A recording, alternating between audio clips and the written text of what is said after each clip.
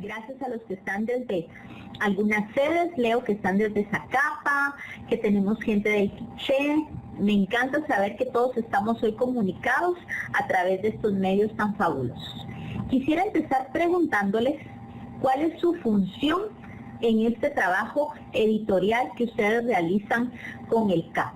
Así que por favor quisiera que a través del chat me comenten. Soy compilador, soy editor, la función que ustedes cumplan en este momento. Vamos a ver quién es el primero en irme contando. Sandra es compiladora, muy bien. Tenemos a Ángel, que es editor, excelente. Odiseo también es editor, muy bien. Leslie, la coordinadora de producción, excelente. Menudo trabajo, ¿verdad? Muy bien. Tenemos a Silvia, que también es compiladora. Pedro es coordinador de diseño gráfico, muy bonito trabajo el que hace, darle forma a todo lo que todos producen, ¿verdad? Tenemos aquí también a JM de Baidés, que es docente. Carla es diseñadora gráfica, qué bonito, muy bien. Y vamos a ver si alguien más nos va comentando. Bueno, voy a avanzar para que podamos aprovechar al máximo el tiempo. Esto de escribir o compilar o hacer un material de lectura para los estudiantes me parece que es un trabajo sumamente importante, porque tenemos la oportunidad de llegar y de dialogar de alguna manera con los estudiantes a través de los textos que vamos produciendo. Realmente la incidencia que tiene un libro va más allá tal vez de lo que a veces imaginamos, porque un libro muchas veces además es compartido de persona a persona. Se prestan, se regalan muchas veces y eso permite que la información llegue de diferentes maneras y a diferentes personas.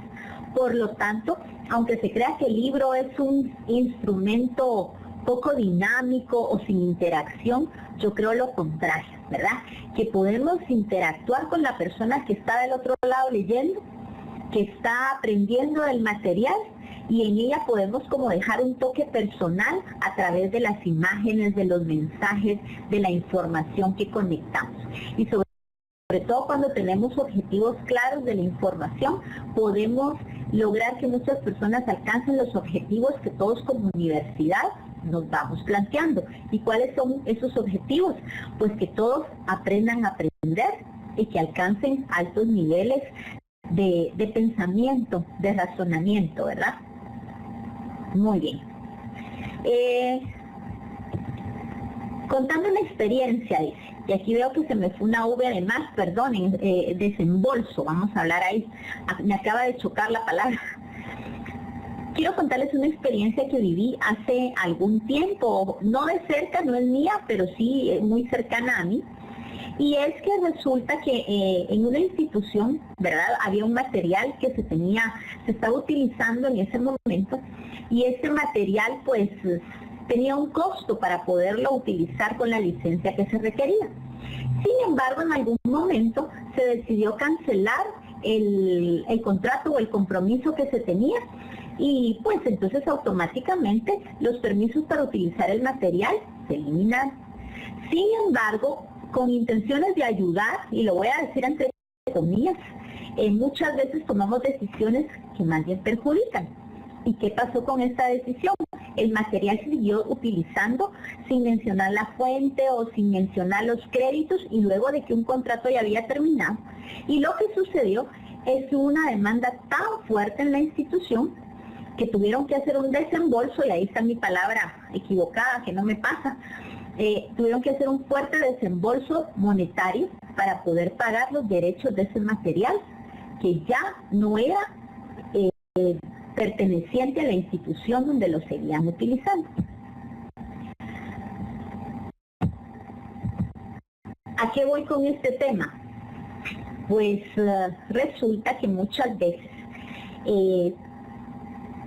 todo lo que nosotros utilizamos tenemos la responsabilidad de hacer referencia o de hacer mención de los créditos, como Leslie lo menciona aquí, muy importante. Mencionar los créditos de la persona con lo que del material que nosotros vamos a utilizar nos quita riesgos muchas veces muy fuertes de demandas, de problemas, de situaciones engorrosas que se pueden evitar a tiempo. Y por ello es que con todo el flujo de información que existe en la actualidad, ha habido la necesidad de cada vez más considerar los derechos de autor, pero también de abrir la posibilidad de compartir mucha información, dando también ciertos permisos que permiten que las personas utilicen alguna imagen siempre y cuando nos refieran como los autores, por ejemplo. Y entonces en este sentido, nuestra responsabilidad como editores, compiladores o autores mismos es muy grande, porque tenemos que conocer cuáles son esos derechos, cuáles son las limitaciones que tienen y también cuáles son las normas que podemos utilizar para poder compartir material o hacer uso del material de alguien más. Y es que en la actualidad todos los recursos tecnológicos nos permiten distribuir aún más todo tipo de información y llegar a más lugares, como hoy lo estamos haciendo con las personas que están en Zacapa, en Quiché, donde a través de este webinar podemos avanzar y llegar con este tipo de información. Pero entonces tenemos que sujetarnos o regirnos a ciertas normas que nos garanticen que usar la información de alguien más tiene cierto permiso o que no tenemos ninguna dificultad a la hora de tomar la frase, la tabla, la imagen, la lectura de otra persona, ¿verdad? Y es así como surgen diferentes normas y las que la Universidad Rafael Andívar ha adoptado son las normas APA, que yo creo que todos conocemos o al menos hemos escuchado en algún momento, ¿verdad? ¿Qué son estas normas APA? Y solo voy a hacer mención a lo que J.M. de Baidés menciona. Dice, es importante respetar las ideas de otras personas. Es un comentario muy importante porque tenemos que reconocer el trabajo de otras personas, así como queremos que reconozcan nuestro propio trabajo. Y qué mejor que darle crédito a alguien que en nuestro país está produciendo, ¿verdad? Entonces, ¿qué son las normas APA? Bueno, pues las normas APA surgen de la American Psychological Association. Ahí tenemos el nombre, ¿verdad? Es una asociación americana de psicología que ve la necesidad de establecer normas para poder producir investigaciones, para poder producir artículos, producto de todo lo que los profesionales en diferentes campos van investigando y van encontrando. De esta manera, todos los trabajos entran en un solo esquema que permite que haya orden, que haya estructura y que vaya avanzándose de una manera ordenada, ¿verdad? Hay otras normas que, si bien difieren en algunos detalles, van hacia los mismos objetivos. ¿Cuáles son entonces cuál es el objetivo principal de APA? Pues les quiero contar que su principal objetivo es lograr avances, dice aquí en la presentación, en el conocimiento a través de definiciones de normas sólidas y rigurosas. Y quiero destacar aquí la última palabra, riguroso, porque no se trata como en una receta, por ejemplo. Voy a hacer un pastel o voy a hacer una comida especial y la receta me va indicando cantidades específicas. ¿Qué sucede cuando nosotros variamos esas cantidades de una manera drástica, verdad? Si dice 2 tazas y yo decido echar 4 tazas, por ejemplo, sin considerar el cambio para los demás ingredientes. Pues lo que sucede es que seguramente la receta no me va a funcionar o el producto no va a ser el lindo pastel que yo esperaba de acuerdo a la fotografía que me encontré en internet. En algunos casos, el cambiar los ingredientes de manera mínima o de acuerdo a mi experiencia puede resultar en una experiencia muy fabulosa, en una receta o en un producto que a todo el mundo le encante. Pero esto va a ser un riesgo muy grande que podemos tomar. Y lo mismo sucede con las normas APA, ¿verdad? Si no somos rigurosos en el empleo de las mismas, podemos llegar a tener un producto que no es el esperado, tal y como se los mencionaba al inicio, con la experiencia de esta institución y la demanda que tuvo. Fue mucho dinero el que se tuvo que pagar por el error tal vez de una persona, ¿verdad? Y a veces creemos que no va a pasar nada, pero en cualquier momento puede suceder. ¿Y cuál es nuestra responsabilidad como profesionales? Pues trabajar con ética y representar también a la universidad, que de alguna manera es la cara de lo que hacemos, ¿verdad? Respetar y también evidenciar que es una universidad que trabaja con ética y respeto al autor. Entonces por ahí tenemos que empezar pensando que si vamos a producir material de cualquier tipo, incluso si vamos a hacer una tesis, si vamos a ser revisores o asesores, tenemos que trabajar las normas APA con mucha rigurosidad. Esa sería como una de las primeras conclusiones que yo podría ir mencionando a lo largo de este webinar, ¿verdad? Y todo lo anterior está relacionado con la ética. ¿Qué tiene que ver la ética en esto, verdad? Es mi actuar bajo ciertas normas morales que me llevan a actuar de una manera correcta. Entonces, para empezar, esto es lo que vamos a entender por normas APA, ¿verdad? Y ellos siguen un lineamiento específico. ¿Por qué usamos una normativa? Ya les mencionaba algo de eso al inicio, pero vamos a recordar que una normativa también nos sirve para evitar publicaciones duplicadas, ¿verdad? Muchas veces podemos reciclar el material, volverlo a utilizar sin hacer referencia al autor original que lo había publicado inicialmente, ¿verdad?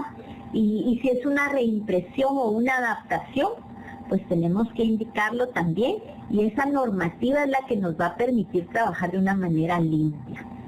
También, pues, principalmente porque vamos a evitar el plagio, pero también el autoplagio. Me gustaría saber por el chat si alguno de ustedes sabe en qué consiste el autoplagio.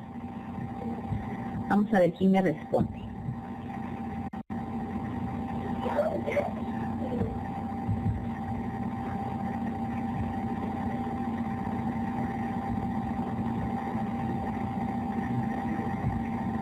Por ahí veo que Ángel está escribiendo. Y hay otras personas que también escriben. Dice Sandra, publicar en un trabajo lo que ya se utilizó en otro. Ángel dice, consiste en usar ideas propias ya publicadas y no citarlas. Silvia dice, tomar de lo que uno ya ha escrito. Exactamente, ¿verdad? En el momento que mencionamos auto, estamos hablando de que es de nosotros mismos. Y sí, podemos autoplagiarnos cuando tomamos material que ya elaboramos anteriormente, que ya hemos publicado, y lo volvemos a utilizar sin mencionar cuál fue la fuente inicial, aunque sea mi propio material. Imagínense qué rigurosidad con la que trabaja APA y todas las otras normas también. Sergio también menciona copiar ideas de lo que ya está escrito para usarlas en otra publicación. Eso es precisamente. Entonces lo que queremos es evitar este tipo de situaciones. Aquí alguien menciona, nosotros mismos reutilizamos lo que ya utilizamos, exactamente. Y por ejemplo, está bien si yo utilizo en mi presentación, enriquezco otra presentación que voy a utilizar en una clase, pero cuando estamos haciendo un material que muchas personas más van a leer, es importante que trabajemos mencionando o citando a esas fuentes que estamos utilizando. Silvia también enriquece diciendo que es no dar créditos al autor aunque sea propio. Rodolfo dice, el autoplagio es un delito, muy bien. Lo es cuando has firmado un contrato de exclusividad para un tema y luego realizas uno muy similar. Sí. E incluso si no lo firmas, ¿verdad? Hay un autoplagio ahí cuando tú mismo boicoteas tu propio trabajo y no haces referencia a lo que ya habías trabajado. Entonces esto es muy importante. Otro de los problemas que cada vez más sucede es que la búsqueda de fuentes confiables se vuelve complicado con tantos recursos que existe, ¿verdad? Solo menciono que Leslie dice siempre citar, aunque sea un documento propio, exactamente. Aunque sea tu tesis, si tú quieres hacer referencia, o si trabajaste en enero un material para el CAP, por ejemplo, y ahora te sirve alguna parte de ese material, lo puedes usar con toda libertad si lo citas apropiadamente. Ya vamos a ver más adelante cómo debemos citar apropiadamente. Mencionaba entonces que la búsqueda de fuentes confiables se vuelve también muy importante, porque muchas veces copiamos de la copia de alguien que le copió a alguien más, ¿verdad? Suena divertido este trabalenguas, pero resulta ser muy cierto cuando no vamos a las fuentes originales o confiables. Y muchas veces me ha pasado, por ejemplo, con trabajos de tesis en los que uno encuentra que la redacción del estudiante de repente se vuelve muy perfecta, muy limpia, ¿verdad? Entonces agarras el pedacito, lo metes a Google y te salen hasta 10 sitios de donde lo pudo haber sacado. ¿Qué significa eso? No significa precisamente que el estudiante haya ido a los 10 lugares y haya visto que los 10 sitios mencionaban la misma idea y entonces la copió. No, seguramente la copió de la primera que encontró, pero esa primera era referencia de otro sitio y ese sitio lo había tomado de otro y ese otro lo menciona de otro y probablemente nunca lleguemos a la fuente original, ¿verdad? Porque eso es en lo que se está convirtiendo el mundo del internet con ciertos sitios que ya vamos a ir a ver. Entonces, una fuente confiable me permite ir a las ideas originales, confiables, limpias de lo que el autor quiso decir. Y no vamos a ir a una fuente secundaria y a veces descontextualizada. ¿Cómo podemos encontrar sitios confiables entonces? En primer lugar, pues tenemos que seleccionar autores reconocidos de nuestra materia. Estaba leyendo por ahí que había una persona que es catedrática de matemática, me parece que mencionaba, y otros que mencionaban algunas otras áreas. Me imagino que hay también ingenieros, no sé, de salud. Bueno, pues deben haber personas de diferentes facultades, de diferentes carreras, de diferentes áreas. Nosotros desde nuestra propia área conocemos cuáles son aquellos autores clásicos, podríamos llamarle, ¿verdad? O cuáles son también estos autores que van a la vanguardia y que van revolucionando nuestros temas. En mi caso, como mi área es la educación, y ese es mi fuerte, me obligo, y todo lo que hago en la universidad me obliga también a estar al día en los autores más recientes, más conocidos, más respetados y que pertenecen también a ciertas universidades reconocidas en nuestro medio. Eso me permite identificar cuándo a este autor yo lo puedo citar, ¿verdad? Cuando a este autor yo lo puedo mencionar y tomar como una fuente que realmente es confiable y que me enriquece. Dice Leslie, ¿qué pasa con los materiales clásicos? Bueno, los materiales clásicos son muy valiosos cuando muchas veces nadie más ha hecho un descubrimiento o ha creado más teoría que difiera en mucho a lo original. Les puedo mencionar, por ejemplo, que en educación, Vygotsky es uno de los referentes muy importantes, pero él murió hace muchos años, y si bien ya no hay material novedoso de él, muchos autores siguen escribiendo acerca de su teoría. ¿Y qué sucede con esto? Yo puedo tomar como fuente a los autores que lo mencionan, pero que son autores reconocidos, ¿verdad? Pero todavía puedo considerar esos clásicos porque ya no hay nada nuevo en la actualidad sobre ese tema. Y sigue siendo válido y sigue siendo vigente, ¿verdad? Muchas veces lo que sucede con un clásico es que se menciona más a las últimas fuentes, cuando el el tema, cuando lo central es la teoría, la base de esa información, yo puedo recurrir a la fuente original todavía, ¿verdad? Pero son casos muy excepcionales porque hay autores que se dedican a hacer estudios sobre otras teorías de otros autores y esos también son válidos. Pero ustedes son quienes conocen qué clásicos existen en sus áreas, que no van a ser precisamente 25 clásicos o 50 clásicos, suelen ser 1 o 2. Y para esos clásicos, APA también tiene sus propias normas de cómo citarlos y ellos indican que incluso es mejor irse a la fuente original, a ese clásico, cuando no hay nada novedoso respecto a ese tema. Entonces de ahí nos podemos apoyar muchísimo.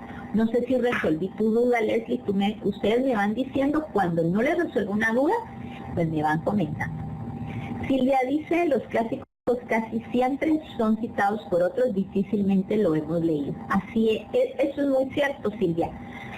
Y ahí podemos mencionar que hay clásicos que hacen referencia a clásicos, es decir, hay autores que se han dedicado, como les decía, al estudio de ciertas teorías, de ciertos autores clásicos que podemos tomar como referencia también, ¿verdad?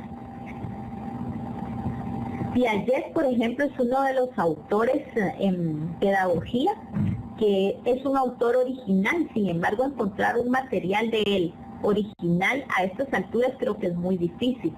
Pero hay ciertos autores que ya se reconocen, que explican su teoría, explican sus planteamientos y que pueden tomarse como clásicos del tema también. También es válido para libros de texto o modelos y teorías, dice Miriam. Muy bien, así es. Muy bien, Leslie, gracias. Bueno, entonces, lo primero dijimos, un autor reconocido. La segunda fuente confiable es un libro de texto que ha sido editado o publicado por una editorial también reconocida.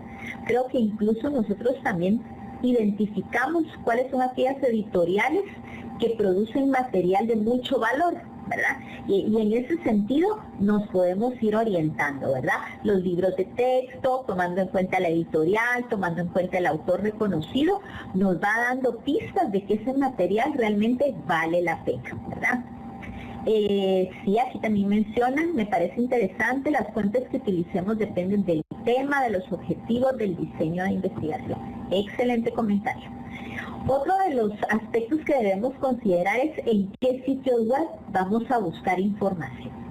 Y generalmente los que se sugieren son todos aquellos sitios terminados en .edu, .gov, puede ser gov con V cuando es en inglés o gov con B cuando es en español. Por ejemplo, si yo me voy a la página del Mineduc en Guatemala, mineduc.gov.gt. Esos son sitios confiables en los que sé que no voy a encontrar una información, o espero, ¿verdad?, que no encuentre una información a medias, copiada o plagiada de otros sitios.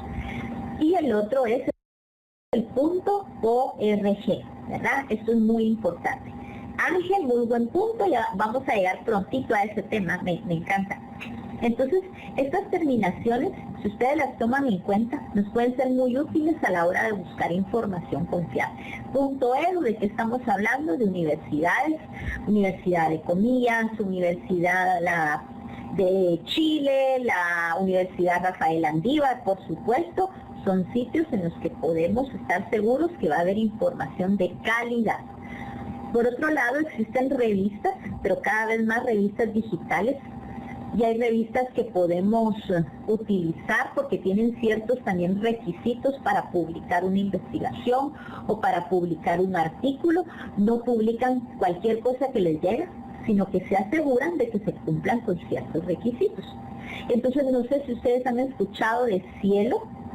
Es una revista que tipo base de datos, más que todo, que alberga muchísimos artículos, muchísimas investigaciones relacionados con temas de diferentes áreas del conocimiento, ¿verdad? Ahí pueden encontrar una variedad, tú puedes abrir una cuenta incluso gratuita y te van actualizando y te van informando en tu correo de los últimos artículos que van saliendo o que ellos van publicando. Redalic es otra que funciona mucho, Idealnet. No sé si ustedes las conocen. Yo estoy suscrita a Idealnet, por ejemplo, y cada cierto tiempo me manda los artículos de interés que me pueden servir. Entonces yo ya selecciono cuál es útil para mi área y pues decido si lo leo o no. Y por supuesto tenemos Google académico, no el Google convencional en el que todo el mundo entra y que cuando tú haces una búsqueda lo primero que te aparece es Wikipedia. ¿Se han dado cuenta? Luego aparece El Rincón del Vago y en tercer lugar buenastareas.com. No es ese sitio, ¿verdad? Los estudiantes suelen irse a Google a secas, pero nosotros en el trabajo tan fino que debemos realizar y sobre todo porque estamos produciendo conocimiento, tenemos que irnos a un plus. Tenemos que buscar algo mucho más específico, mucho más especializado también, y ese es Google Académico. Google Académico te va a filtrar los millones de páginas que existen sobre un tema, te los va a reducir para que te quede material, producto de investigaciones, de autores reconocidos, y muchas veces lo empata con libros, y es ahí donde también me voy a Google Books, ¿verdad? Podemos buscar libros, muchos libros permiten ver ciertas páginas, otras no, para que nosotros pues, podamos adquirirlos, pero te dan la posibilidad de leer alguna información. Y pues aquí, estos son algunos de los iconos que nos ayudan a identificar estos sitios que les menciono. Google Académico, ¿verdad? Tiene un birrete y un rollito por acá, ese es su logo. Aquí está Idealnet, el que les mencionaba, Cielo, y también quise agregar aquí la imagen de EBSCO. ¿Todos conocemos EBSCO? Sería la pregunta. Yo creo que sí, EBSCO es la posibilidad que la universidad nos brinda para que podamos buscar también, es también como una base de datos, porque ahí encontramos libros, artículos también, resumen de investigaciones y mucho material muy útil que puede servirnos para que los estudiantes vayan desarrollando tantas habilidades. Me gustaría saber si hay alguna duda o algún comentario hasta el momento. Y yo los leo aquí a través del chat. Silvia dice, sin embargo, las normas APA permiten en otros sitios cuando son trabajos de investigación. Totalmente. Los sitios de búsqueda no los determina APA, ¿verdad? APA no menciona sobre sitios de búsqueda, pero sí sobre ciertos requisitos del material que vamos a buscar. Entonces, cualquier base de datos que ustedes puedan encontrar, que es confiable, que es rigurosa en la selección de artículos, nos puede servir para buscar más información. O como ya les mencionaba, incluso libros de texto en línea o libros de texto físicos. Gracias, Silvia. Blanca dice, me han dicho que de blog no se puede adquirir. Sí, a eso vamos en un momentito, Blanca, ahorita te menciono. Silvia nos pregunta si alguna de estas revistas o journals en universidades requieren que se registre a la persona o tienen un costo. Mira, estos sitios te ofrecen artículos que puedes leer en línea y no tienen ningún costo ni necesitas estar registrado. Pero muchos de esos artículos no te los va a dejar descargar a menos que tú abras una cuenta con ellos. Las cuentas que ellos solicitan son gratuitas y esa es la ventaja de la web 2.0, ¿verdad? Que es la que nos permite desarrollar más el trabajo colaborativo y el compartir información con otras personas. Entonces lo único que tienes que hacer o que te piden muchas veces es tu correo, tu dirección de correo electrónico, la institución a la que perteneces, ¿verdad? Y sobre todo cuando mencionamos que trabajamos en educación, nos dan como que un poquito más de libertades para poder acceder al material. Una vez tú te registras y abres tu cuenta, entonces ya te da la posibilidad de descargar material, de descargar documentos que puedes almacenar en tu computadora, ¿verdad? Esa es la ventaja. Por supuesto, siempre haciendo mención de las fuentes cuando nosotros utilicemos ese material, que es lo que vamos a ver ya más adelante. no tienen costo generalmente. La que tiene costo, pues personalmente yo decido no afiliarme porque sí creo que hay demasiados recursos gratuitos disponibles en la web. Entonces no encuentro todavía la necesidad de pagar por algo cuando puedo encontrar mucho más que sí es de calidad también. Muchas gracias, JM de Baidel. Sí, son revistas indexadas de confiabilidad, exacto, académico y científico. Así es, Leslie, eso es lo principal, ¿verdad? Que tiene información que sí es válida y mucha información, como les decía, producto de investigaciones que se han hecho. Entonces, eso enriquece la teoría desde cualquier punto de vista. Muy bien, gracias a todos que lo mencionan. Sí, así es, Leslie, la biblioteca, la aula de biblioteca virtual nos ofrece EBSCO y muchas posibilidades más para buscar información. Yo creo que vivimos en una época privilegiada. Ya voy con lo de los blogs, oye, porque yo todavía en mi infancia me veía en la necesidad de ir a la biblioteca física. Y la biblioteca estaba cerca de mi casa, afortunadamente era una biblioteca del Banco de Guatemala, creo.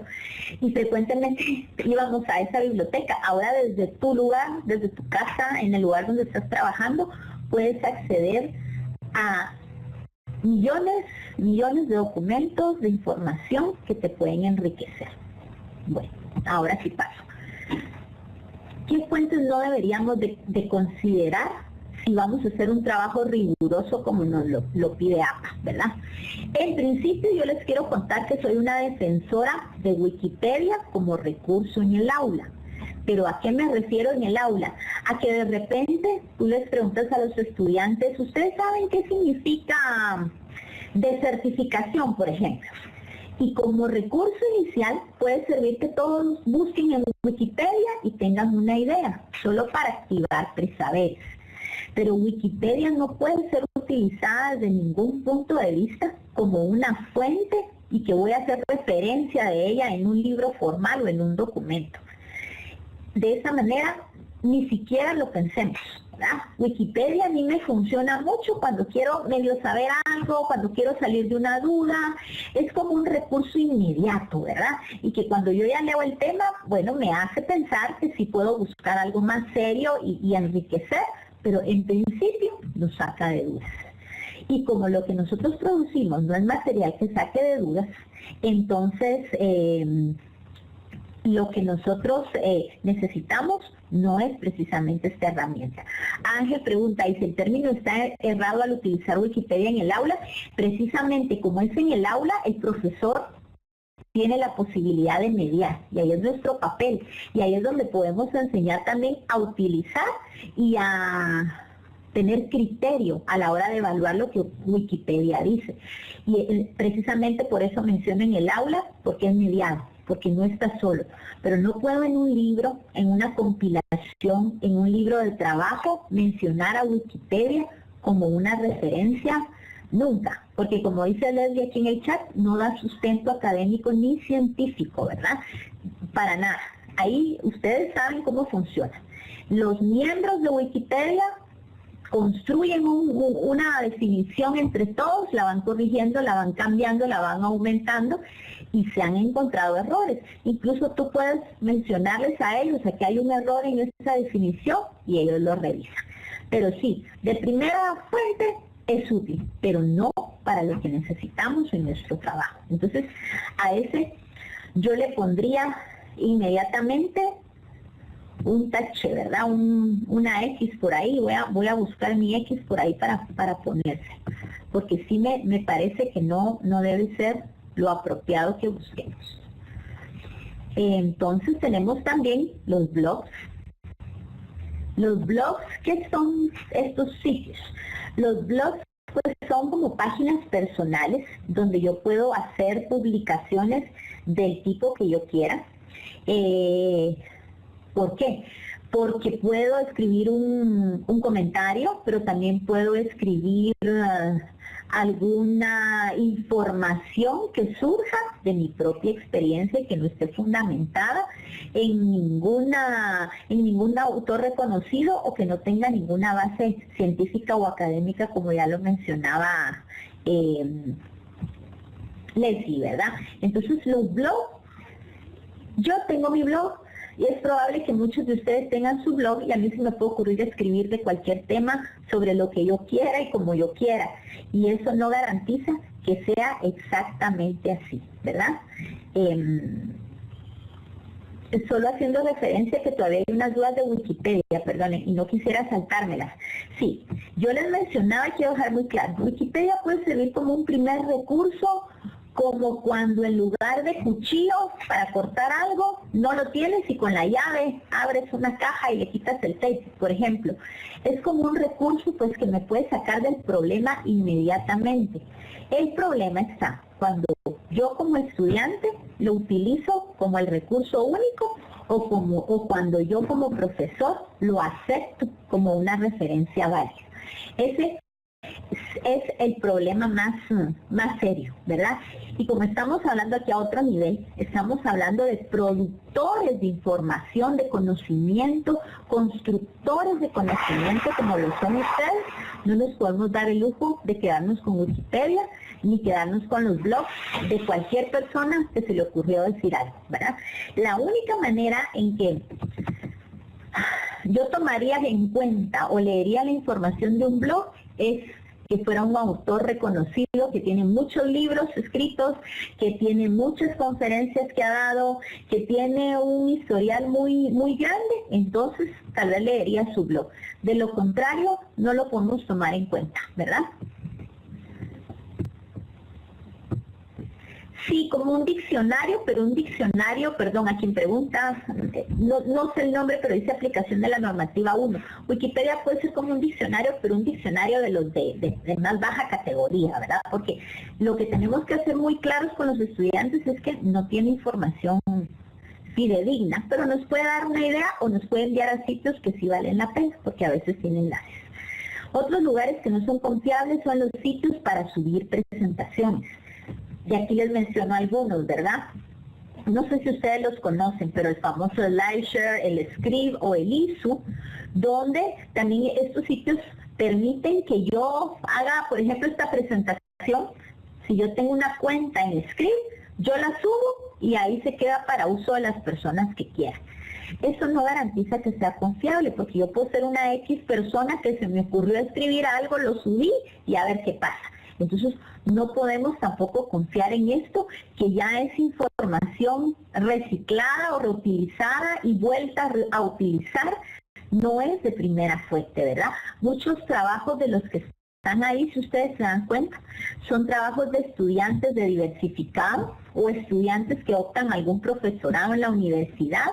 No estamos hablando de gente que tenga un historial académico muy fuerte, así que descartado también. Y por supuesto, tal vez les pueda risa ¿verdad? Pero no lo quiero dejar de mencionar. Solo voy a ir poniendo aquí las X para que se recuerden que estos sitios no, ¿verdad? Uno más es el Rincón del Vago. Este es tan mencionado, pero yo les puedo decir que de las tesis que suelo revisar, encuentro que un buen porcentaje de lo que escriben proviene del Rincón del Vago o de buenastareas.com, que es la siguiente que voy a mencionar también. No son sitios confiables, ¿verdad?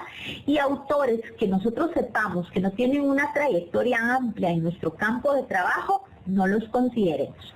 Si lo que queremos es elevar el nivel de los estudiantes de nuestra universidad, si lo que queremos es elevar la calidad educativa de nuestro país, tenemos la responsabilidad de llevarlos con los mejores autores, con las mejores fuentes, ¿verdad? Y no con las que tengamos ahí a la mano y por comodidad nos quede más cerca. Tenemos que llevarlos a la fuente de la eterna juventud, por decirlo así, ¿verdad? Esa que les va a llenar y que los va a dejar con ganas de más, porque tiene una esencia profunda y porque tiene una teoría muy bien fundamentada. Entonces por ahí va mi comentario. ¿Alguna pregunta de esto? Sí, me encanta tu comentario, Carla, porque muchas veces solo nos satanizamos las herramientas. Carla menciona que es importante llevar a los estudiantes a que conozcan Wikipedia, ¿verdad? Y para aclararles dudas, yo creo que sí. Y que nosotros mismos revisemos y veamos qué podemos obtener de ahí. Leslie dice, hay aplicaciones o plataformas que permitan publicar trabajos de docentes y estudiantes, lo cual no pueden ser confiables. Sí, hay muchas situaciones donde se puede subir material y uno de esos es Script, que solo debes tener una cuenta y puedes subir lo que tú quieras. Nadie te lo revisa, entonces eso no se vuelve confiable. Sí, excelente comentario. Muy bien, muy bien. Julio hace una buena pregunta. En el caso del blog de un autor reconocido, ¿se puede usar como cita para investigación formal? Si fuese un autor, como ya mencionaba, reconocido con una gran trayectoria, sí lo podemos mencionar, porque solo su apellido en la cita va a decir muchísimo para el lector, ¿verdad? Entonces sí es válido, e incluso APA lo considera a la hora de citar fuentes en internet, ¿verdad? Muy bien, muy buena pregunta. Bueno, vamos a seguir, si no hay alguna otra duda. Vamos a entrar entonces a esto de la cita y la paráfrasis, ¿verdad? Muchos de nosotros estamos o mencionamos mucho lo de APA, las citas APA, pero a veces nos quedamos con las versiones anteriores de lo que significa el normativo APA. ¿Cuál es el que está vigente en este momento para empezar? Pues el que está vigente es la 6ª edición en inglés, que equivale a la 3ª en español. Es decir, solamente 3 ediciones han sido traducidas al español, por eso es que hablamos de la 3ª. Algunos se confunden en esto, en este punto, porque mencionan que ya vamos por la 6ª, entonces que la 3ª no es válida, entonces tengamos claro en principio. La última edición de APA es la 6ª, en inglés, pero en español equivale a la 3ª. Entonces cuando hablamos de la 6ª en inglés y 3ª en español, estamos hablando de la misma edición, pero en diferente idioma. No sé si soy clara en ese aspecto, me dicen si no lo dije bien. Sí, Miriam, muy de acuerdo con tu comentario, ¿verdad? Los principios, ese rigor que mencionamos a la hora de citar o de mencionar otra información, tiene que ser desde el inicio bien clara. Por eso es que hoy lo estamos aclarando y por eso es que el interés del CAP y del departamento que se dedica a publicar todo esto es que todos estemos en la misma sintonía, ¿verdad? Que todos trabajemos de la misma manera para que nuestras publicaciones realmente sean de mucho valor, no solo para la Landívar, sino que para otros lugares en donde este material pueda llegar, ¿verdad? Bueno.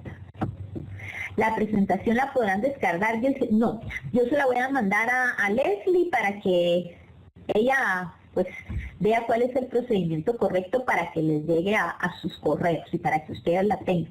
Desde acá no se puede descargar, pero sí les prometo que se las voy a hacer llegar y que les voy a hacer llegar el manual APA también en PDF, que yo lo tengo y que se lo ofrecí a Leslie para que ella se los comparta. La 3ª en español es traducción de la 6ª en inglés, exactamente. Eso es, Vilma, muy bien, muy bien. Qué bueno que van con claridad. Sí, si mencionan que están trabajando con la 6ª edición, está bien.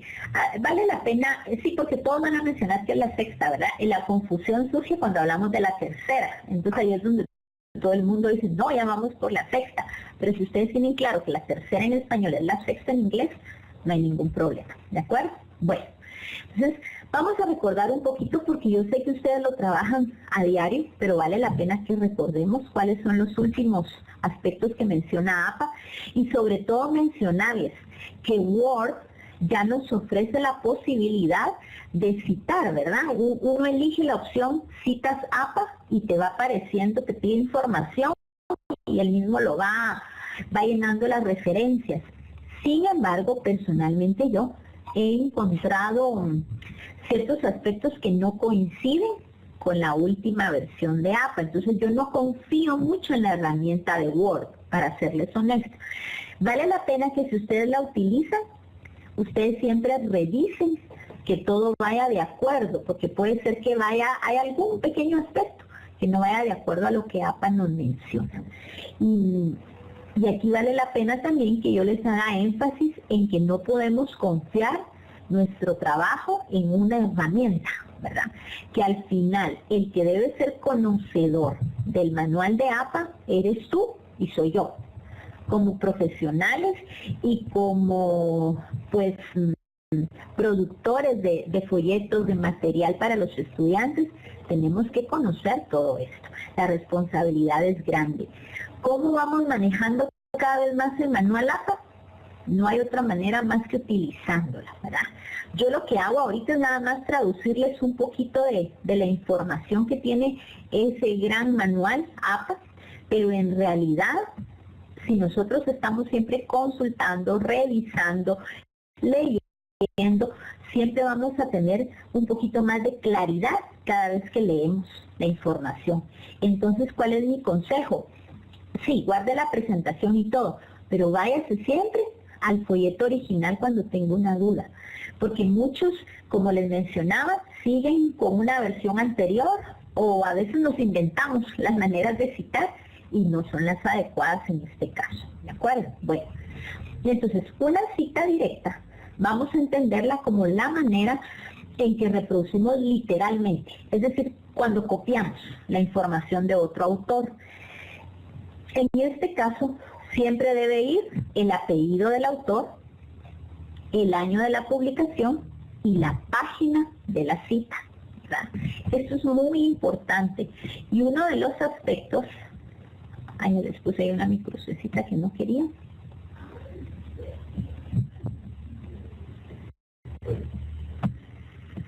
Es que muchas veces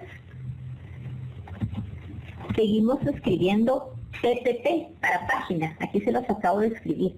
Y la manera correcta de citar en APA es P, punto y el número de la página, ¿sí? Esto es muy importante tomarlo en cuenta porque PPT fue un uso anterior. Actualmente ya no es válido, es solo una P, ¿verdad? En algunas áreas se habla de que, por ejemplo, la traducción correcta al español debe ser PAG con tilde en la A. Sin embargo, la universidad está adoptando APA tal cual, por lo menos deberíamos regirnos al uso de la P, punto y el número de página. Esto es clave para que ustedes tomen nota, ¿verdad? La cita directa cuando es menos de 40 palabras debe ir entre comillas. Cuando son 40 palabras o más, entonces estamos hablando de un bloque independiente, de un margen de 2.54 y en ese caso ya va sin comillas porque va totalmente separado del bloque que veníamos trabajando anteriormente. Aquí abajito yo les pongo un ejemplo. Y ahí está, ustedes pueden ver la cita, está entre comillas. Al final aparece entre paréntesis el autor, es decir, su apellido, el año y lo que les mencionaba, el número de página con una P únicamente, ¿verdad? Si tienen dudas, váyanlas anotando en el chat, que yo siempre estoy echando un ojito para ver si a ustedes les interesa saber algo más de eso. Voy a cambiar de diapositiva y ahora vamos a seguir hablando de la citación, ¿verdad? Cuando es una paráfrasis, es decir, cuando estamos parafraseando el material, vamos a mencionar solo al autor y el año de la publicación. Sin embargo, APA menciona que a veces puede ser que sintamos la necesidad de hacer referencia a la página, porque lo que estamos parafraseando es algo muy importante dentro del texto y deseamos que el lector tenga la posibilidad de encontrar la página donde se fue extraído o donde fue tomado, entonces podría mencionarse también el número de la página, ¿verdad? Y abajo pues hay un ejemplo, como es una paráfrasis, no lo coloco entre comillas porque no lo estoy copiando y entonces ya escribo el párrafo. Nena, Romagnoli y Valdés, entre paréntesis 2009 en este caso, expresan que el desarrollo socioafectivo tiene características diferentes según sea la etapa del ciclo vital en la cual se encuentra el individuo. Bueno, este es un párrafito que se menciona.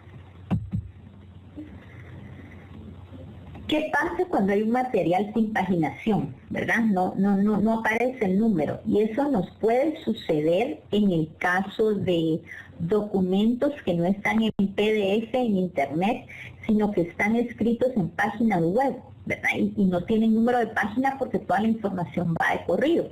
Entonces mencionamos igual al autor, colocamos el año.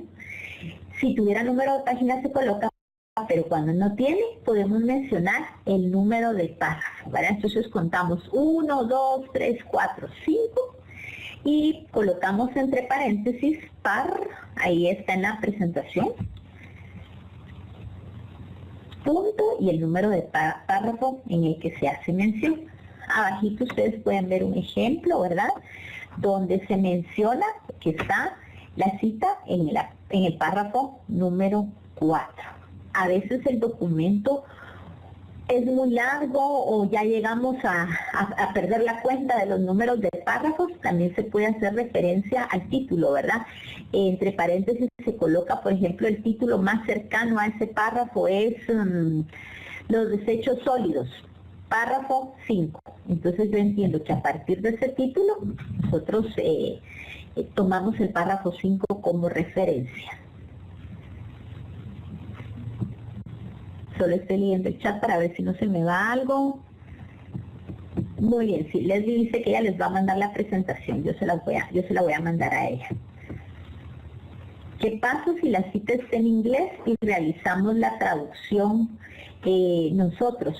Ese es otro aspecto importante, Silvia, porque entonces habría que consultar con APA cómo citar cuando estamos traduciendo, ¿verdad? Ese es otro aspecto muy interesante que podemos revisar en el manual, ¿de acuerdo? Porque no estamos copiando la fuente literal, sino que es una traducción personal. Muy bien, Sandra, APA de la quinta edición está en Word, pero no es esa la que nos funciona en ese momento, por eso es que puede tener diferencias, ¿verdad? Muy bien. Sí, yo les comparto la actual. Cuando son varias páginas, igual va P nada más. Sergio, APA no menciona el uso de PP para varias. ¿Alguna vez encierra el año entre paréntesis, está en desuso? No. El año siempre va entre paréntesis. Lo que cambia es la manera de redactar el escrito. Cuando estamos haciendo una alusión directa a los autores, como es en el caso de este ejemplo, Basu y Jones, ellos no van entre paréntesis porque la redacción indica que ellos están siendo mencionados directamente. Pero si yo los colocara al final de todo el párrafo, puedo colocar todo entre paréntesis. Basu y Jones, 2007, par 4 o P4, dependiendo de lo que sea. Vamos a ver qué más preguntan aquí. Cuando se parafrasea no se coloca coma después del paréntesis del año. Depende de la redacción, pero la coma no es un aspecto que lo indique APA necesariamente. Aquí es más tiene que ver cuando estamos escribiendo nombres, generalmente se separa el resto del texto con una coma. Entonces en ese sentido, sí, en ese momento sí tiene sentido el uso de la coma. Cuando es un abocativo, ¿verdad? Entonces sí se usa la coma. Sergio dice, esta forma de citar puede servir cuando es una página en internet. Exactamente, Sergio. En las páginas en internet la información está de corrido, no es página 1, página 2, entonces te sirve mencionar el número de párrafo. Sí, gracias Cristina, sí te entendí que era la coma. Espero haber aclarado tu duda. Leslie, sí, exacto, habría que indicar de dónde es la traducción, más de quién traduces, de quién es de dónde es la fuente original de la traducción, ¿verdad? Muy bien. Me encanta que escriban en el chat porque eso me indica que hay una interacción, ¿verdad? En estos medios en donde a veces parece que uno está hablando solito, te das cuenta que sí hay del otro lado gente que está interesada. Yo les agradezco por esa participación. ¿Qué pasa cuando se parafrasea de varias fuentes? Debe ponerse la cita de cada idea parafraseada. Sí, Generalmente nuestro parafraseo es ordenado. ¿A qué me refiero con ordenado? En el sentido de que tomamos la idea de un autor, la explicamos y luego pasamos a otra, que puede ser la idea del mismo autor o la idea de otro autor. Pero si mi idea principal en el párrafo pertenece a un autor y yo la sustento o la refuerzo con ideas de otros autores, debo ir haciendo mención de cada una de las referencias. Pero no debe convertirse tampoco en que cada oración es una fuente. Y si mi párrafo tiene 5 oraciones, 5 fuentes. Eso sería también un poco muy rompecabezas, si le podríamos llamar así, ¿verdad? Nuestros párrafos deberían de tener toda la sustancia importante ahí metida y pues tal vez de 2 o 3 autores sería lo más que se podría utilizar.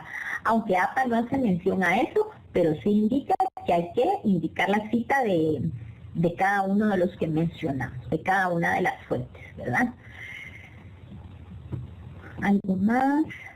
Gracias, Leslie. Vamos a ver, bueno. Precisión de las citas, ¿verdad? Cuando citamos literalmente, es decir, cuando copiamos en el buen sentido, tenemos que ser precisos, y aquí otra vez viene la rigurosidad de APA, en las palabras, ¿verdad? Si las palabras están mal escritas en la cita original, yo las tengo que copiar tal cual están.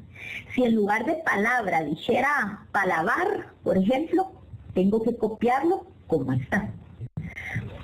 Si igual la ortografía, si hacen falta tildes, si hay en lugar de MP puso NP, por ejemplo, y está mal escrito, todo lo que tenga que ver con ortografía, yo lo tengo que copiar igual a como está. No lo puedo corregir en el camino y, ay no, es que como está mal, ¿qué van a decir los estudiantes? Pero APA sí nos ofrece la opción para decirle al lector, mire, esto lo copié así y no fue error mío, por ejemplo, ¿verdad? O así era el original. ¿Cómo se hace eso? Entonces aquí abajo les menciono, los errores no se corrigen. Lo que sugiere APA es insertar la palabra SIC. Después de la palabra que está incorrectamente escrita, nosotros escribimos SIC en cursiva y entre corchetes inmediatamente después del error. Entonces, voy a anotarles por aquí el ejemplo, voy a mencionar en otras palabras, y yo lo estoy copiando y me doy cuenta inmediatamente, lo que corresponde es colocar en cursiva SIC. Creo que no me salió en cursiva.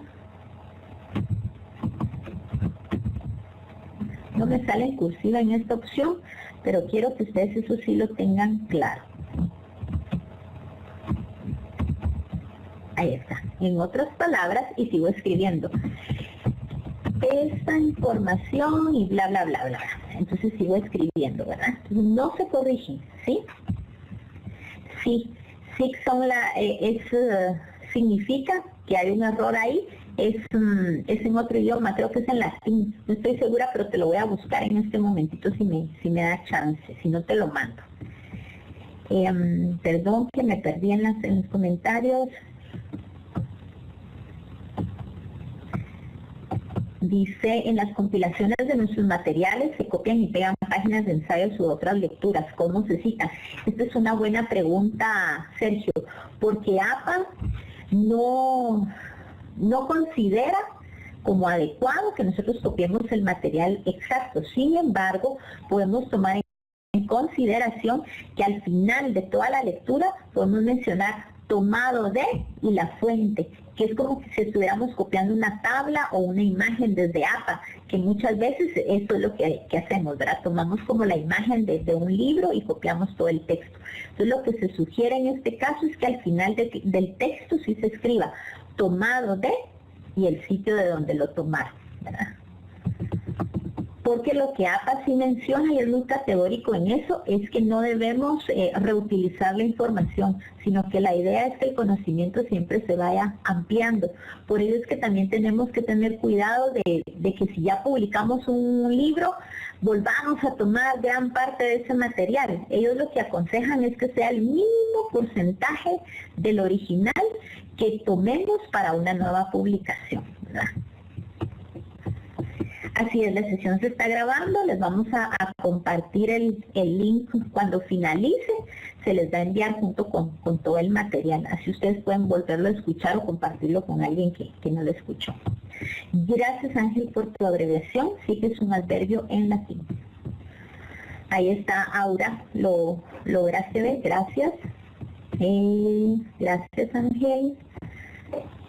¿No se ve en la pizarra lo que estoy escribiendo? ¿Ahora ya lo pueden ver? Me cuentan.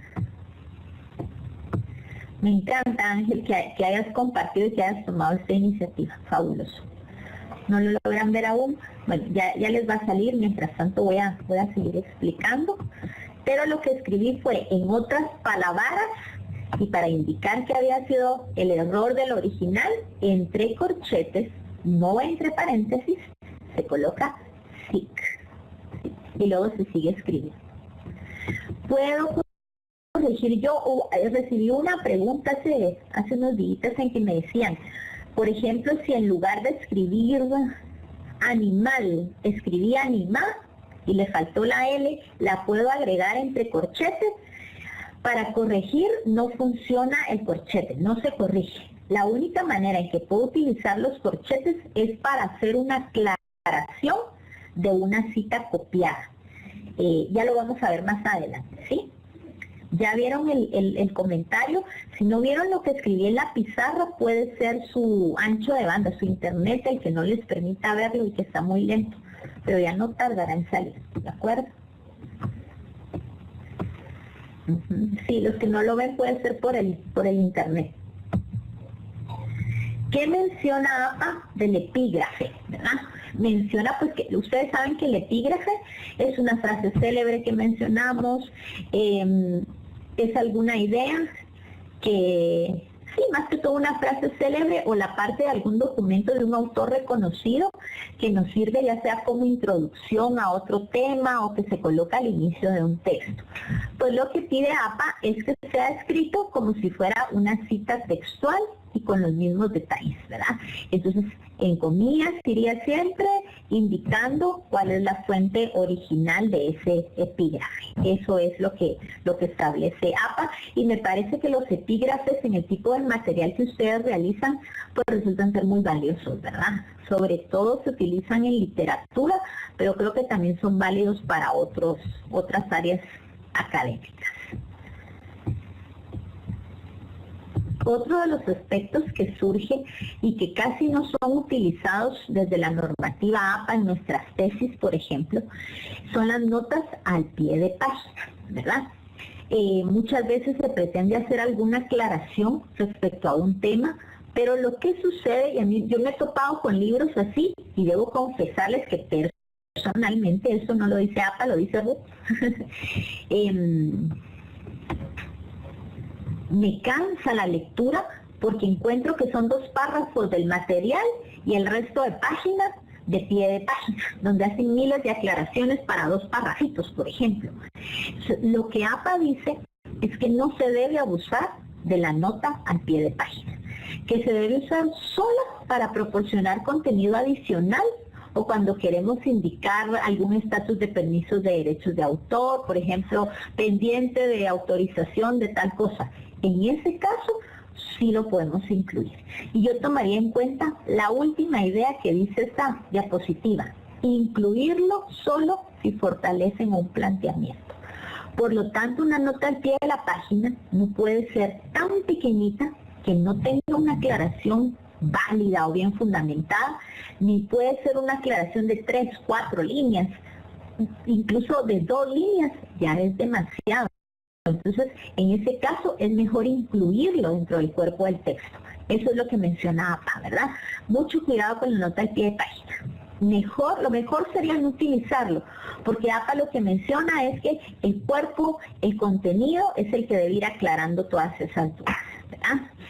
¿Soy clara en este aspecto? ¿Me cuentan? Sí, muy bien. A veces, y sí, ustedes se han dado cuenta que hay autores que que abusan mucho de las notas de página y eso cansa, porque también desde el punto de vista de la comprensión de lectura, distrae al lector y lo saca de la concentración que llevaba hasta el momento. Entonces el abuso, al final no sabes ni qué estás leyendo y cuando regresas a la lectura ya no te acuerdas en lo que estabas metido. Gracias por sus comentarios, gracias Miriam. Bueno, el uso de corchetes, era lo que les mencionaba, ¿verdad? Perdonen si me tardo, pero a mí esto me apasiona, me gusta mucho y ¿qué les puedo decir? Me emociono, pero ya voy a terminar. Bueno, el uso de corchetes se utiliza solo cuando queramos insertar algún material o alguna aclaración.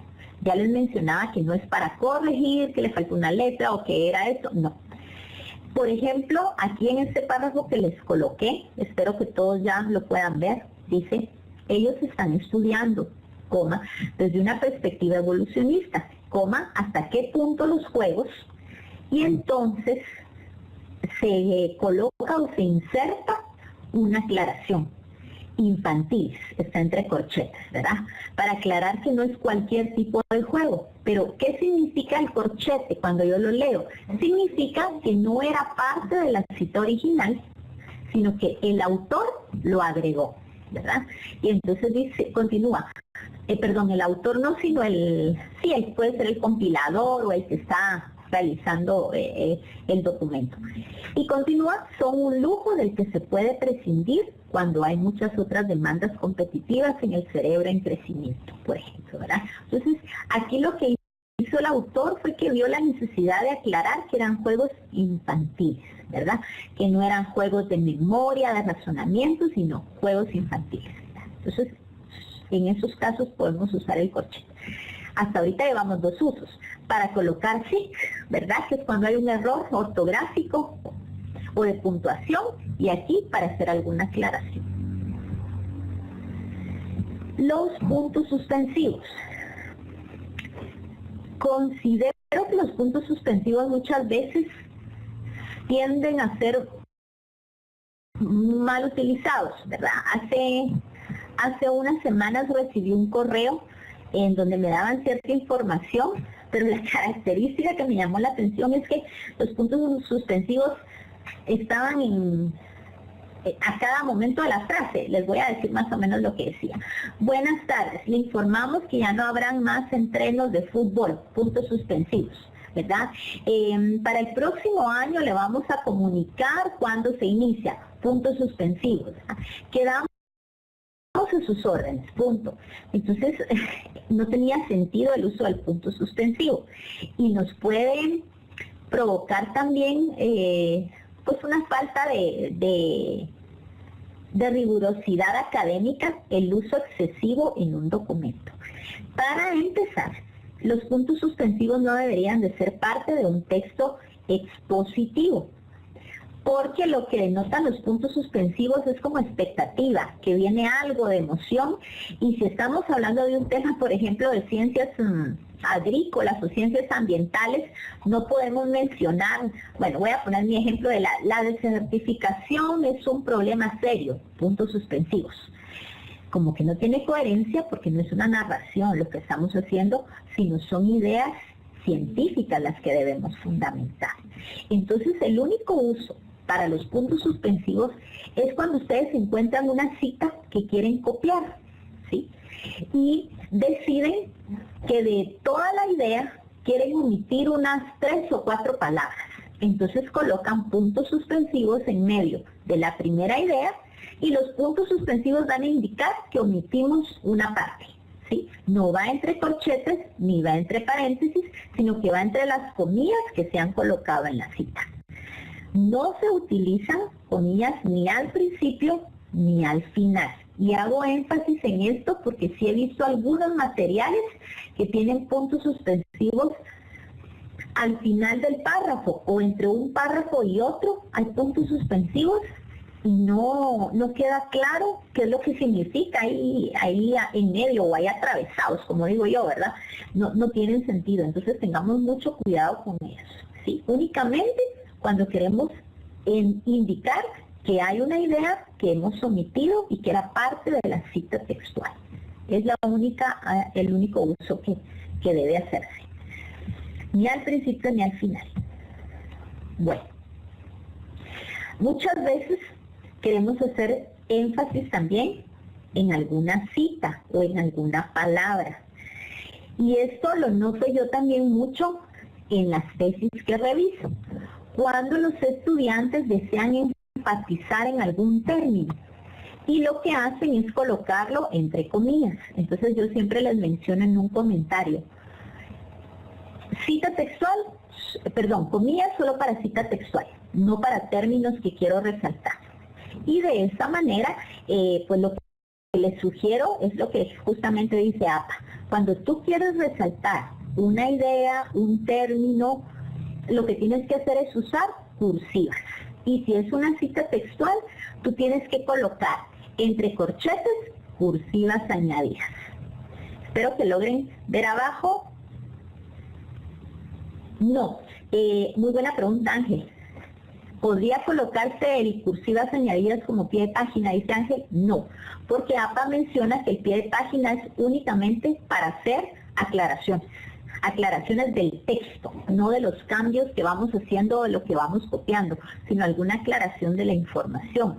Pero lo mejor es aclarar, dicen ellos, dentro del mismo contenido, dentro del mismo cuerpo, entonces no puede ir así.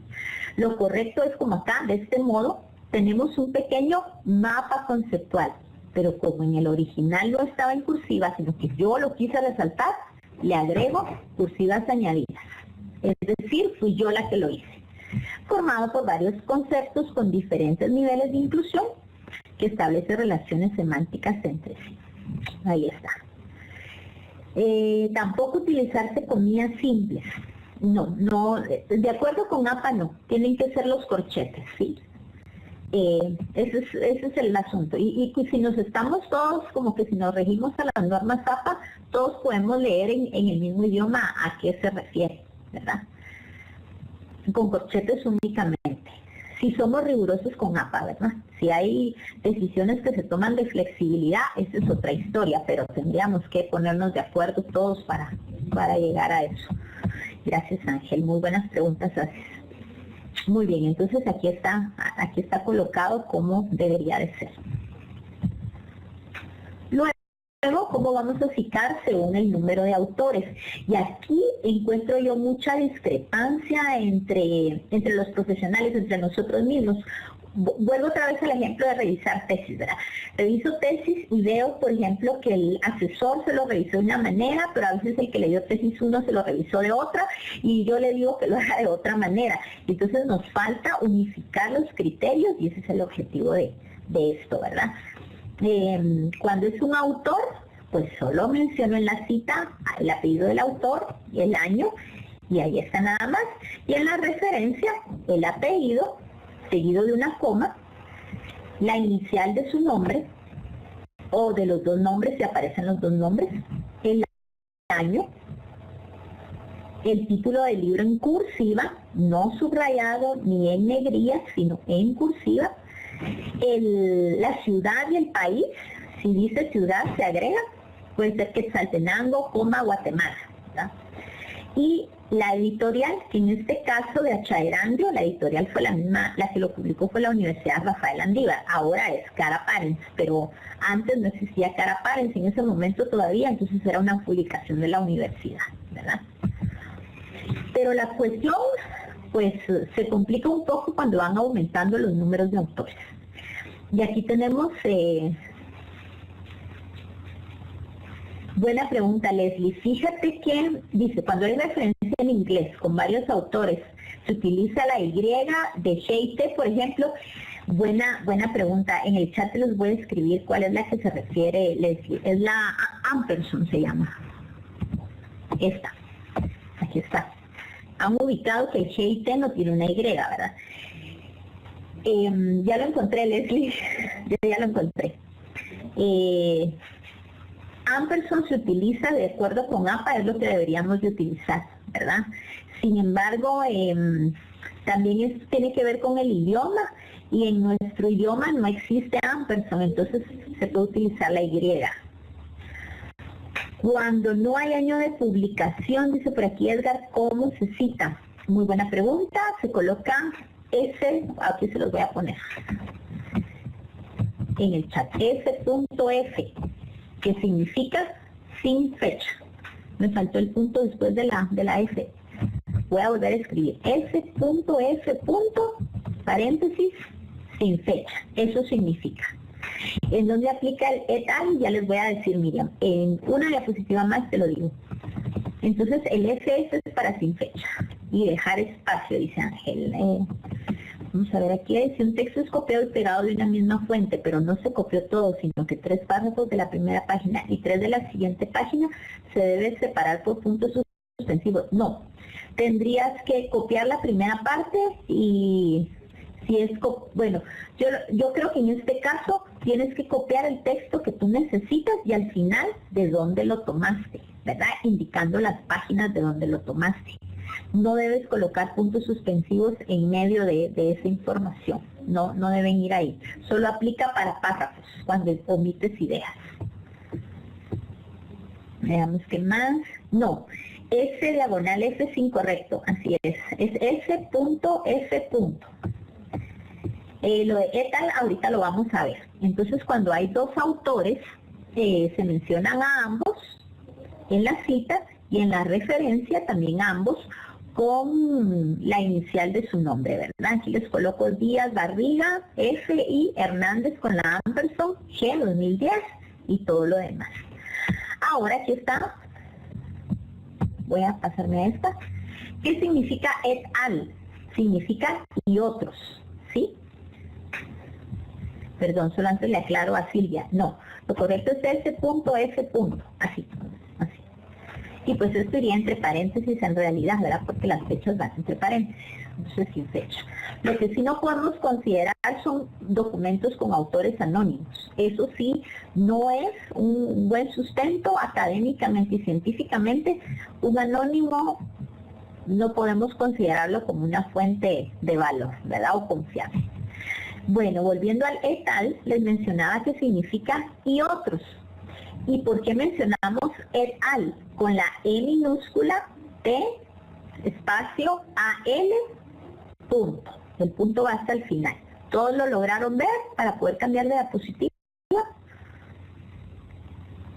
¿Sí? Muy bien, les dice que sí. No, Edgar, es mejor si nuestras publicaciones no utilizamos EPA, APA ni siquiera menciona un autor que sea anónimo, no lo considera dentro de su manual. Entonces no deberíamos de tomarlo en cuenta. Que no tenga fecha es aceptable, pero que no tenga nombre no es aceptable para APA. Muy bien, ya todos lo vieron. Perfecto, entonces voy a regresar porque vamos al et al y con esto ya voy finalizando porque ya va siendo hora. Esta tablita que me interesa que la tengan, la van a tener en el documento que les voy a enviar y la tienen aquí también en esta diapositiva que de hecho es tomada de APA directamente. Aquí menciona cómo podemos citar a los autores según el número de autores que se va teniendo. Por ejemplo, si es un autor, en la primera cita se menciona su apellido, el año, en las siguientes citas también, entre paréntesis igual, y siempre se menciona. Si son dos, también se menciona en la primera cita los dos, y en la siguiente se mencionan los dos. Pero cuando ya estamos hablando de tres, la primera vez que lo citamos, mencionamos los tres apellidos. Si ustedes ven, Bradley, Ramírez y Su, se menciona. Estos tres los menciono la primera vez. Pero si los vuelvo a mencionar en mi texto nuevamente, ya tengo el permiso de APA de decir Bradley et al, es decir, Bradley y otros, y ya mencionar, ¿verdad? Eso es a partir de la segunda vez que lo menciono. Sin embargo, en referencias deben ir todos los apellidos. En las citas se pueden omitir, pero no en las referencias, por favor. Esto es importante. Sigo con 4 y puedo hacer lo mismo, ¿verdad? Menciono la primera vez a los 4 y la segunda vez ya puedo colocar Bradley et al. ¿Verdad? Esto aplica incluso para 5 autores. Cuando ya hablamos de 6 autores o más, APA ya nos da permiso de que desde el principio, desde la primera cita, yo coloque el apellido, que no lo puedo pronunciar, Wasserstein et al, y omito los demás apellidos. Sin embargo, las referencias, ahí sí los debo mencionar todavía, ¿verdad? Y pues aquí adicional menciona cuando son grupos con abreviaturas como la ONU, el Mineduc. La primera vez mencionó el nombre, Ministerio de Educación de Guatemala, y entre paréntesis Mineduc 2000 tal, pero la segunda vez ya puedo solo decir Mineduc. Lo mismo con la ONU, con la UNESCO. La primera vez el nombre completo y ya a partir de la segunda puedo decir únicamente sus siglas, ¿verdad? Sus siglas. Bueno, ahora que había una pregunta que no me quiero saltar. Lo de los diferentes años, ya lo vamos a ver. Entonces, en las referencias se anotan los apellidos y las iniciales hasta 7 autores. Miren, aquí en referencias hay mucha más amplitud. En las citas era hasta 6, pero aquí es hasta 7. Cuando ya son 8 o más autores, se incluyen los nombres de los 6 primeros, se colocan puntos suspensivos, aquí se aplican, y el nombre del último autor. Entonces yo ya ahí explico que hay otros en medio, pero no los puedo mencionar porque eso extendería mucho mi trabajo, ¿verdad? Y para la pregunta que dice, cuando hay un autor con varias publicaciones pero en diferentes años, ¿cómo se ordenan o se citan? Aquí se van a ordenar o a citar del más antiguo al más moderno, al más reciente, por ejemplo. Ahora, si son 2 publicaciones o más en el mismo año, las voy a identificar con A, B, C, según vayan apareciendo en mi texto, ¿sí? Porque es como yo los vaya mencionando. Y pues las tablas e imágenes al pie se debe colocar adaptado de, si yo modifiqué alguno de los aspectos, el apellido y la fecha, y tomado de, si yo lo estoy copiando literalmente de la fuente original, ¿verdad? Con esta es la última, me dio tiempo de cubrir con todas las pensadas para hoy. ¿Cómo mencionar materiales en línea? Pues se coloca igual los apellidos, el año, el nombre de la publicación, pero se coloca al final recuperado de y la dirección. Después de recuperado de no van 2 puntos, ni se utiliza obtenido de, que si lo usan APA en Word, lo menciona así. Lo correcto es recuperado de y la dirección completa, ¿verdad? Bueno, tenemos 5 minutos para cerrar. Realmente, yo les puedo mencionar que el manual de normas APA que les voy a enviar en PDF tiene 278 páginas.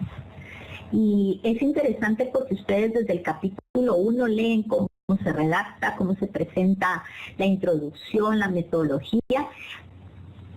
Deben tomar en cuenta que APA está pensado para investigaciones sobre todo. Entonces habrán cosas que no nos correspondan en las publicaciones que hacemos. Pero a partir del capítulo 5 y 6 es un contenido riquísimo que deberíamos de tener como de memoria, manejarlo, ¿verdad? Lo podemos lograr si nosotros estamos constantemente revisando y haciendo este trabajo tan fino como es la producción de material. Darles todas las normativas que tiene APA nos llevaría un poquito más de tiempo, ¿verdad? Pero creo que hoy pudimos ver las más relevantes, las de uso más común, que eso fue lo que traté de hacer, que yo sabía que eran las que pues están ocasionando alguna duda. Yo de verdad espero que este webinar les haya servido. Me gustaría leer algún comentario, realmente si fue a lo que esperaban, si se van satisfechos, me pueden decir que no, incluso porque como no los conozco a todos, entonces no tengan pena. Es una broma, es una broma. Entonces si me pueden comentar algo, para mí va a ser muy rico. Los que nos dedicamos a revisar trabajos de graduación o a producir material, tenemos la obligación de tener esto muy claro, ¿verdad? De estudiarlos, y si no lo recuerdo, si se me olvida, voy a mi manual, que eso es lo que yo hago todo el tiempo, ¿verdad? No me recuerdo de eso, pero ahorita te lo reviso. Entonces ya lo busco, tiene un índice muy claro que no da posibilidad de que uno se pierda, ¿verdad? Es a partir de los 3 autores, Sandra, sí, según lo mencionaba. Edgar, algo nos quedó pendiente, ¿me cuentas? Leslie, ¿en qué me mencionabas de la fuente? Ángel dice, ¿cómo se utiliza el qué para no repetir nombre? No sé, Ángel, si me puedes aclarar mejor la pregunta, no me quedó muy clara. ¿Se pone tablas o cuadros? Dice. Se colocan tablas.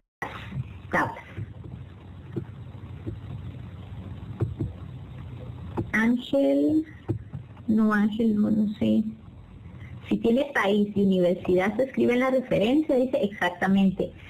Si tiene país, pero por ejemplo, Guatemala, si es la universidad la que publica, pero no podemos poner en las referencias, por ejemplo, Universidad Rafael Andívar, Guatemala, no. El lugar no se coloca, solo el país y la editorial, únicamente.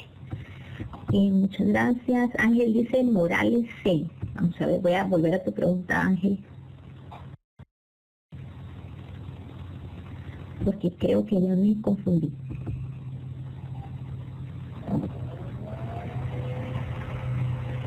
Vamos a ver, por aquí lo estoy buscando.